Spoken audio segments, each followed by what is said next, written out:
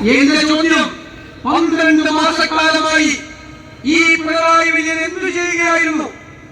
ഇന്ത്യയിൽ ഏറ്റവും കൂടുതൽ വിലക്കയറ്റമുള്ള സംസ്ഥാനമായി കേരളം മാറിയപ്പോൾ മാർക്കറ്റിൽ ഇടപെടാൻ, വിലക്കയറ്റം നിയന്ത്രിക്കാൻ, ഇത് അവസാനിപ്പിക്കാൻ ഒരു ചെറുവിരലടക്കിയോ? ഈ ചോദ്യത്തിന് ഞങ്ങൾ ഉത്തരം പറയിപ്പിക്കും. തെരഞ്ഞെടുപ്പ് കാലത്ത് മാർക്കറ്റിൽ ഇടപെടേണ്ട സിവിൽ സപ്ലൈസ് കോർപ്പറേഷന് കൊടുക്കാനുള്ളത് കോടികളാണ്, കോടികൾ. ആശുപത്രിയിൽ ചെന്നാൽ മരുന്നുണ്ടോ? മരുന്ന് പുറത്തേക്ക് എഴുതി തരും. കാരണം മരുന്ന് വിതരണം ചെയ്യുന്ന കമ്പനികൾക്ക് മെഡിക്കൽ സർവീസസ് കോർപ്പറേഷൻ കൊടുക്കാനുള്ളത് കോടികളാണ്. വൈദ്യുതി ബോർഡ് ഉമ്മൻചാണ്ടി സാറിന്റെ കാലത്ത് നമ്മൾ ലാഭത്തിലാക്കി. ഒരു യൂണിറ്റിന്റെ വൈദ്യുതി 22 പൈസ കുറച്ചു കൊടുത്തു. നമ്മൾ ലാഭത്തിലാക്കിയ ഈ വൈദ്യുതി ബോർഡ് അതിന്റെ നഷ്ടം എത്രയാണെന്ന് അറിയാമോ? 50,000 കോടി. ഇവരുടെ ദുർഭരണം കൊണ്ടും ഇവരുടെ അഴിമതി കൊണ്ടും ഇവരതിനെ നഷ്ടത്തിലാക്കിയപ്പോൾ അതിന്റെ ഭാരം ആരാ ചുമക്കേണ്ടത്? 4 പ്രാവശ്യം വൈദ്യുതി ചാർജ് കൂട്ടി, സർചാർജ് കൂട്ടി, 5ാമത് വൈദ്യുതി ചാർജ് കൂട്ടാൻ എഴുതി കൊടുത്തിരിക്കുന്നു. ഇവർ നടത്തുന്ന അഴിമതികളുടെ ദുർഭരണത്തിന്റെ ഇരകളായി നമ്മൾ മാറുകയാണ് സാധാരണ ജനങ്ങൾ. വാട്ടർ അതോറിറ്റി 4000 കോടി രൂപയുടെ കടത്തിലാണ്. കെട്ടിട നിർമ്മാണ തൊഴിലാളികൾക്ക് പെൻഷൻ കിട്ടിയിട്ട് 19 മാസമായി. 7 ക്ഷേമനിധികൾ തകർന്നു. ജീവനക്കാർക്ക്, പെൻഷൻകാർക്ക്, അധ്യാപകർക്ക് ഗവൺമെന്റ് കൊടുക്കാനുള്ളത് 1 ലക്ഷം കോടിയാണ്. ഉത്തരവിറക്കിയിരിക്കുക. അടുത്ത സാമ്പത്തിക വർഷത്തിൽ കൊടുക്കുന്നു. അടുത്ത സാമ്പത്തിക വർഷത്തിൽ കൊടുക്കേണ്ടത് UDF സർക്കാരാണ്. എണ്ണിയാൽ തീരില്ല ഇവരുണ്ടാക്കിയ ആഴത്തിലുള്ള മുറിവുകൾ. പക്ഷെ നമുക്കൊരു കാര്യം ഉണ്ടെങ്കിൽ നമ്മൾ ഇനി പ്രതിപക്ഷം മാത്രമല്ല, അധികാരത്തിലേക്ക് വരാൻ പോകുന്ന മുന്നണിയാണ്.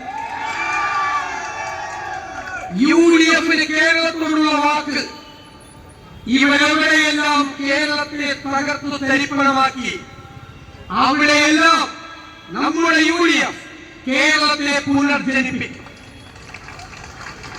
ഇവർ തകർത്ത സമ്പദ് വ്യവസ്ഥ നമ്മൾ കൈപിടിച്ചെഴുന്നേൽപ്പിക്കും. മികച്ച ധനകാര്യ മാനേജ്മെന്റ് കൊണ്ട്, ആസൂത്രണ മികവാർന്ന നികുതി ഭരണം കൊണ്ട് ഖജനാവിന്റെ ചോർച്ചയടയ്ക്കാൻ കാർക്കശ്യമായ നിലപാടുകൾ സ്വീകരിച്ച് സമ്പദ്ഘടനയെ ഉത്തേജിപ്പിച്ച് ഇപ്പോൾ പൂച്ച പെറ്റുകിടക്കുന്ന കേരളത്തിന്റെ ഖജനാവിൽ നമ്മൾ വരുമാനം കൊണ്ട്, പണം കൊണ്ട് നിറയ്ക്കും. അതാണ് ഒരു ഗവൺമെന്റ് ചെയ്യേണ്ട ആദ്യത്തെ ജോലി. അത് കഴിഞ്ഞാൽ സാധാരണക്കാരനെ, പാവപ്പെട്ടവരെ, ഇടത്തരക്കാരനെ ഹൃദയത്തോട് ചേർത്ത് നിർത്തി അവന്റെ കണ്ണീരൊപ്പി, അവന്റെ സങ്കടങ്ങൾ മാറ്റി, അവന്റെ ജീവിത നിലവാരം ഉയർത്തി നമ്മൾ ഈ കേരളത്തിന്റെ മുഖച്ഛായ മാറ്റി. നമ്മൾ പറഞ്ഞില്ലേ 1.5 കൊല്ലം മുമ്പ് ആരോഗ്യ കേരളം വെന്റിലേറ്ററിലാണ്. ഒരു സംശയമുള്ളൂ, വെന്റിലേറ്ററിലാണോ മോർച്ചറിയിലാണോ? കേരളം മുഴുവൻ വരുന്ന വാർത്തകളിൽ ഞാൻ പറയുന്നല്ലോ ആരോഗ്യ വകുപ്പിനെ പറ്റി. ഞാനൊന്നും ആവർത്തിക്കുന്നില്ല, എനിക്ക് മുൻപ് സംസാരിച്ച നേതാക്കൾ പറഞ്ഞതാണ്. അതിൽ നിന്നെല്ലാം വഴിതിരിച്ചു വിടുന്നതിന് വേണ്ടിയിട്ടാണ് ആരോഗ്യമന്ത്രിയുടെ ഒരു നാടകം കണ്ണൂരിലുണ്ടായി. ലോകത്താദ്യമായിട്ടാണ് ഒരു മുദ്രാവാക്യം വഴിയിട്ട് ഒരാളുടെ പെടയിൽ വിളിക്കുന്നത്. എന്തൊരു അഭിനയമായിരുന്നു, എന്തൊരു അഭിനയം! കണ്ടിട്ടില്ല ഇത്രയും മികവാർന്ന അഭിനയം. ഞാൻ രമേശിയായിട്ട് ചെറിയ തർക്കത്തിലായി. രമേശ് പറഞ്ഞു, ഇത് എന്തൊരു അഭിനയമാണ്, നമുക്ക് ഉർവശിയാവാൻ ശുപാർശകളെന്ന്. ഞാൻ സമ്മതിച്ചില്ല. ഞാൻ രമേശ് അത് പോലെ അതിനേക്കാൾ വലിയ അഭിനയമാണ് ഓസ്കാർ അവാർഡിന് നമുക്ക് ശുപാർശ. അദ്ദേഹം സമ്മതിച്ചു. അപ്പൊ ഗോവിന്ദ വന്നിരിക്കുക, നമ്മുടെ ഗോവിന്ദൻ, അപ്പം ഗോവിന്ദൻ വന്നിട്ട് പറയാണ് എന്താണ്, അല്ല കേസുകാരെ ആരോഗ്യമന്ത്രിയുടെ പെടലി പിടിച്ച് തിരിച്ചു, കൈ പിടിച്ച് വളച്ചു പിടിച്ചു. ഇതുപോലെ വലിയ സ്ഥാനത്തിരിക്കുന്ന ആളുകൾ പച്ചക്കള്ളമ്പറക്കാൻ നോക്കി. ഇവിടെ MLA-യുടെ നേതൃത്വത്തിൽ ഇവിടെ വച്ചിരിക്കുന്ന ഈ ഫ്ലെക്സുകളൊക്കെ തകർത്തു അല്ലേ?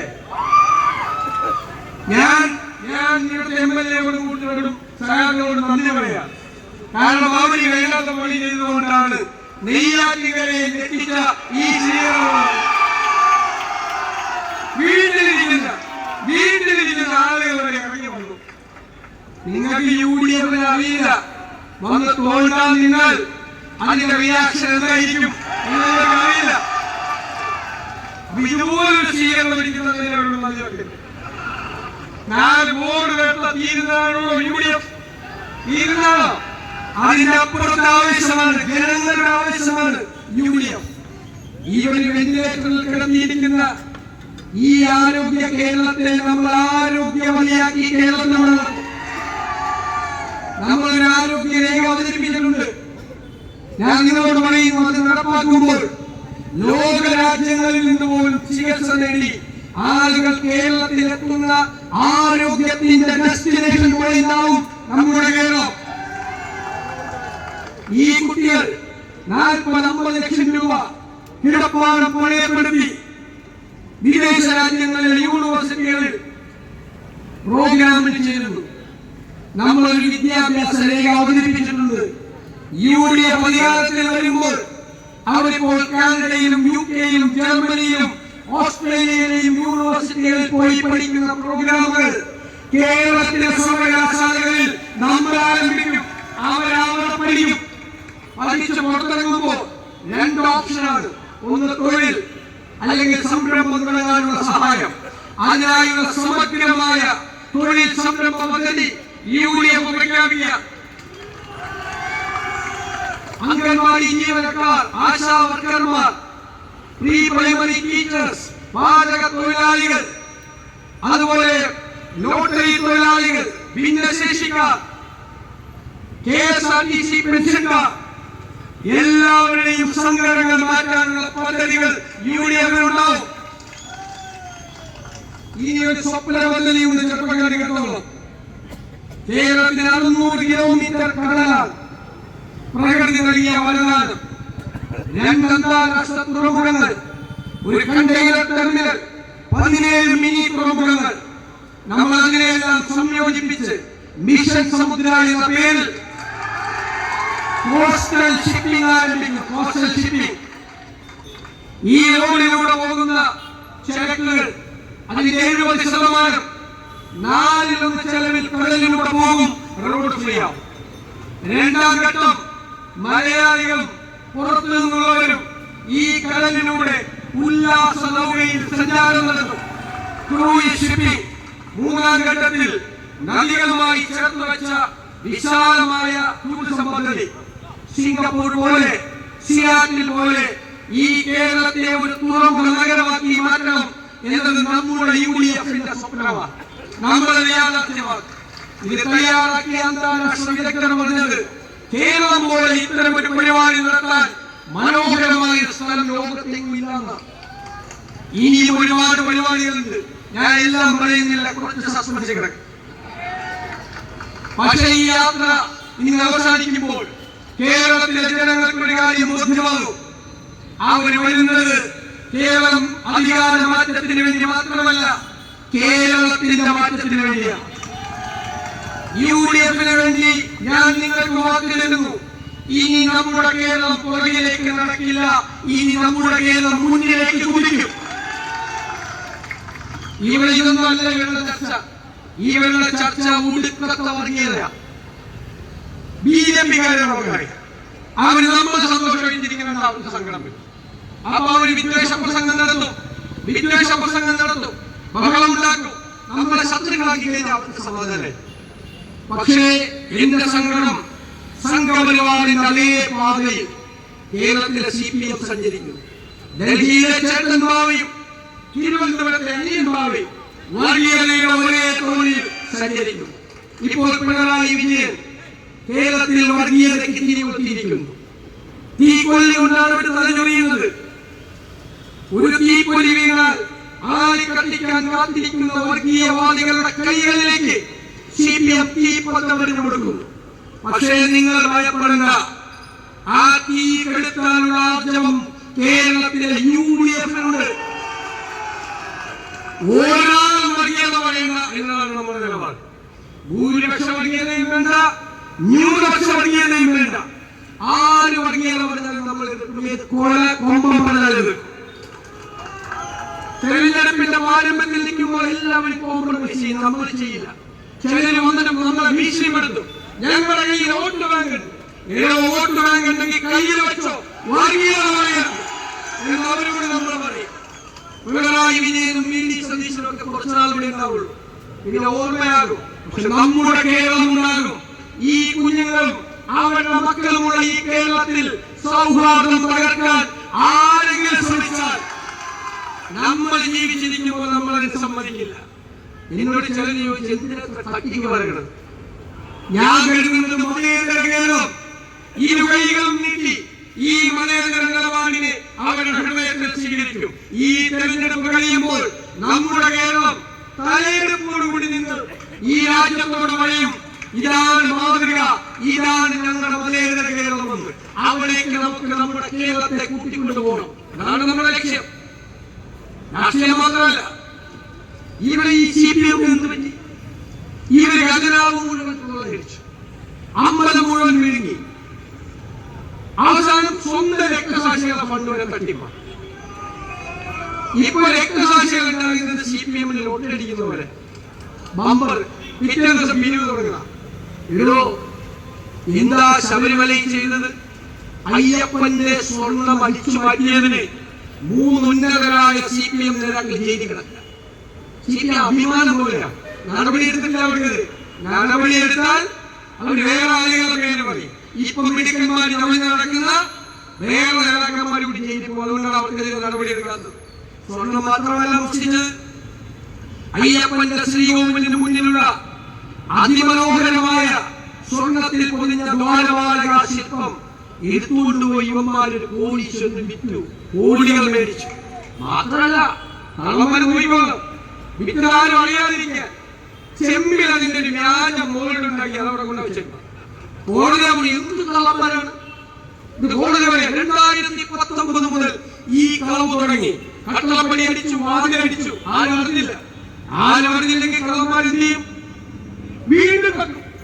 2024 ദേവസ്വം ബോർഡ് പ്രസിഡന്റ് പറയാ, വീണ്ടും പൂശണം, വീണ്ടും കക്കണമെന്ന്. എന്താ സ്ഥിതി? ഇപ്പൊ പടിപൂജ, അവിടെ പടിപൂജ നേരത്തെ ഇവരെ പൊക്കി, എന്നിട്ട് 100 ഇരട്ടി വിലയ്ക്ക് മറിച്ചു കൊടുത്തു. പടിപൂജ എന്ന് വെച്ചാൽ അയ്യപ്പന്റെ 18-ാം പടിയുള്ള പൂജ. ഇവര് വിചാരിച്ച് കൈക്കൂലിക്ക് പയ്യെന്ന് പറയില്ല, ആ പയ്യെന്ന് വിചാരിച്ചിട്ടാണ് ഇവന്മാർ അതിനും മേടിക്കുക. ഞാൻ നോക്കിയ ഒരു ദിവസം രാവിലെ പിണറായി വിജയന് പെട്ടെന്ന് അയ്യപ്പ ഭക്തി, ഞങ്ങളൊക്കെ ഞെട്ടി. എന്താ ഇത്? ആഗോള അയ്യപ്പ സംഗമം. ഒരു പിടിയും കിട്ടിയില്ല. കഴിഞ്ഞ ആഴ്ച പിടി കിട്ടി. കണക്ക് വന്നപ്പോ കണക്കങ്ങോട്ട് ചേരല. 600 പേര് പങ്കെടുത്ത പരിപാടി. ചെലവെത്രയാ? 12 കോടി. ഓഡിറ്റുകാർ പരിശോധിച്ച കണക്കിൽ വായിച്ച നിങ്ങളെ ചിരിച്ച് മണ്ണും. 600 പേര് പങ്കെടുത്ത പരിപാടിയുടെ കണക്കാണ്. ബ്രേക്ക്ഫാസ്റ്റ് കഴിച്ചത് 3000 പേര്, ലഞ്ചായപ്പോൾ 4000, അത്താഴായപ്പോ 5000. അവിടെ വന്ന കിടക്കവരെ അടിച്ചു മാറ്റി. പിന്നെ നമ്മുടെ ഗോവ ഭജന സംഘം അവിടെ ഗാനമേള നടത്തി, 8 ലക്ഷം രൂപ. അവർ പറയാണ് ഞങ്ങളെ പരിശ്രമിക്ക് പോയിട്ടില്ല, അടിച്ചു മാറ്റിയാണ്.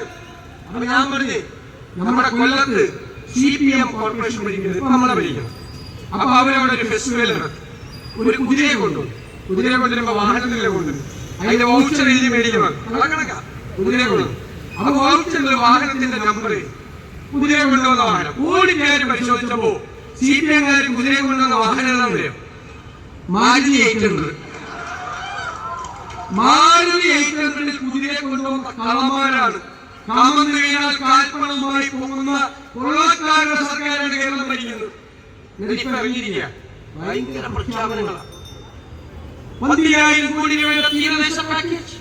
ഞങ്ങൾ ഇടുക്കി ചെന്നപ്പോൾ 5 കൊല്ലം മുമ്പ് പിണറായി വിജയൻ കട്ടപ്പന ബസ് സ്റ്റാൻഡിൽ വന്ന് ഇടുക്കിക്ക് 18,000 കോടിയുടെ പാക്കേജ് വെക്കുക. ഞാൻ ചോദിച്ചു, വല്ലതും തന്നോ? ഒന്നും തന്നില്ല സാറേ. പൂച്ച വെട്ടി കിടക്കുന്ന ഖജനാവ് വെച്ചിട്ട് എന്ന് കൊടുക്കാനാ? അതുകൊണ്ട് പിണറായി വിജയന്റെ വാക്ക് പഴയ ചാക്കിനും അല്ലല്ല, ഒരേ വിലയല്ല, ചാക്കിന് ഇത്തിരി വിലയുണ്ട്. പഴയ ചാക്ക് കൊണ്ട് പല പ്രയോജനമില്ല. വാക്ക് പറ്റിക്കാൻ, നാളെ പറ്റിക്കാൻ. 2021 ഞങ്ങളോട് വന്നു, ഞങ്ങൾ അധികാരത്തിൽ വന്നാൽ 1200 രൂപയുടെ പെൻഷൻ ഞങ്ങൾ 2500 ഇല്ലേ കുറെ പാവങ്ങൾ കിട്ടുന്ന 4 കൊല്ലക്കാലം കാശ് കൂടിയില്ല. തൊട്ട് മുമ്പ് ഈ ഇലക്ഷന് മുമ്പ് 400 രൂപ ഞങ്ങൾ പറഞ്ഞു മലയാളി പരീക്ഷിക്കരുത്. മലയാളി എന്ത് ചെയ്തു? ആ 400 രൂപ പോക്കറ്റിലിട്ട് പോയി കുത്തിപ്പോയി UDF ശരിയല്ലേ? അവർക്കറിയാം അടുത്ത 5 വർഷത്തേക്ക് അവർക്ക് പെൻഷൻ കൊടുക്കുന്നത് UDF സർക്കാരാണ് എന്ന് തിരിച്ചറിയാനുള്ള ബോധ്യം. ഇപ്പൊ കേരളത്തിൽ ജയിലിൽ കിടക്കുന്ന ആളുകൾക്ക് സന്തോഷം. TP ചന്ദ്രശേഖരൻ കൊലക്കേസുണ്ടല്ലോ, ക്രൂരമാണ്. അതിന് ജയിലിൽ കിടക്കുന്നവർക്ക് ഞങ്ങൾ നോക്കിയപ്പോൾ 3-4 പേർക്ക് 1000-ലധികം ദിവസം പരവാണ്. പരവോട് കൊടുക്കണമെങ്കിൽ സ്വന്തം ബന്ധുക്കള് മരിക്കണം, അടുത്ത ബന്ധുക്കൾ അല്ല, അടുത്ത ബന്ധുക്കൾക്ക് CS ആണ്. ഇവരെയൊക്കെ ബന്ധുക്കൾ 1000 ദിവസം മരിച്ച ഈ ജയിലിലാണെങ്കിൽ ഭയങ്കര സുഖമാണ്. ഇവര് ഗൂഢാലോചനയുണ്ട്. ചന്ദ്രശേഖരൻ കേസിൽ അത് വെളിപ്പെടുത്തുമ്പോൾ CPM നേതാക്കളെ പേടിപ്പിക്കും, ബ്ലാക്ക്മെയിൽ വെളിപ്പെടുത്തി. ഇപ്പൊ CPM നടക്കുന്ന പലരും ജയിലിൽ പോകും. അതുകൊണ്ട് ഇവർക്ക് പേടിയാണ്. അവർ എന്ത് ചോദിച്ചാലും കൊടുക്കും. ഭക്ഷണം ജയിലിൽ തലേ ദിവസം പറയുക ജയിലിലെ ചപ്പാത്തിക്ക് പാചകമല്ല. രാവിലെ യൂറോപ്യൻ ബ്രേക്ക്ഫാസ്റ്റ്, ഉച്ചയ്ക്ക് ചൈനീസ്, രാത്രി തണ്ടൂരി ചിക്കൻ. പിന്നെ മറ്റു സാധനങ്ങളല്ല. അത് തലയാഴ്ച കൊടുക്കും. കൊണ്ടു കൊടുക്കും മേടിച്ചിട്ട് iPhone 16 മാറി 17 അപ്പൊ 16 മാറി ഉടനെ ഫോൺ ചെയ്യും. അതുപോലെ ഈ 16 മാറ്റിയിട്ട് ഉടനെ 17 ഉണ്ടെന്ന് അപ്പന്റെ ഫോൺ ഇവിടെ മേടിച്ചിട്ടില്ല. പുറത്തു പോയ പൈസ ഹോട്ടലില്ല ഭക്ഷണമൊക്കെ. ഞാൻ മുഖ്യമന്ത്രിയോട് നിയമസഭയിൽ പറഞ്ഞു പാവങ്ങളല്ലേ AC കൊടുക്കണം. അത് ഞാൻ അതിന്റെ കുറവ് മാത്രമേ ഉള്ളൂ. അതിനിടെ മുഖ്യമന്ത്രി പറഞ്ഞു കേരളം സാങ്കേതിക വിദ്യ സ്വായത്തമാണ്. ഞാൻ നോക്കിയിട്ട് വെറുതെ ആളല്ല. അപ്പോഴാണ് ഒരു വാർത്ത വന്നത്. ഈ ജയിൽ പരവൽ കിട്ടാൻ വേണ്ടിയിട്ട് പലപുള്ളികൾ DIGക്ക് ഗൂഗിൾ പേയിൽ കൈക്കൂലിച്ചു. അപ്പൊ ഗൂഗിൾ പേയിൽ കൈക്കൂലിച്ച ലോകത്തെ ആദ്യത്തെ സ്ഥലം കേരളം. അപ്പൊ സാങ്കേതിക വിദ്യ പിടിച്ചല്ലോ. ഇതാണ് ഈ ദുർഭരണം. കേരളത്തെ ഇവർ തകർത്തു. നമ്മൾ മാറ്റമുണ്ടാക്കി. ഞാൻ അവസാനിപ്പിക്കുക. 100-ലധികം സീറ്റുമായി ഈ UDF അധികാരത്തിലേക്ക് എത്തിച്ചു. എന്റെ ചോദ്യം, അപ്പോൾ നെയ്യാറ്റിൻകരയിൽ UDF MLA ഉണ്ടാവുമോ? ഉറപ്പിച്ചു പറയാൻ കൂടി അത് ഞാൻ ഹൃദയത്തിലേക്ക് ഏറ്റെടുക്കുന്നു. നിങ്ങൾ ഇവിടെ നൽകിയ ഉജ്ജ്വലമായ സ്വീകരണം ഞാൻ ഇന്നും എന്റെ ഹൃദയത്തിൽ സൂക്ഷിക്കും എന്ന് മാത്രം പറഞ്ഞുകൊണ്ട് എന്റെ വാക്കുകൾ നിർത്തുന്നു.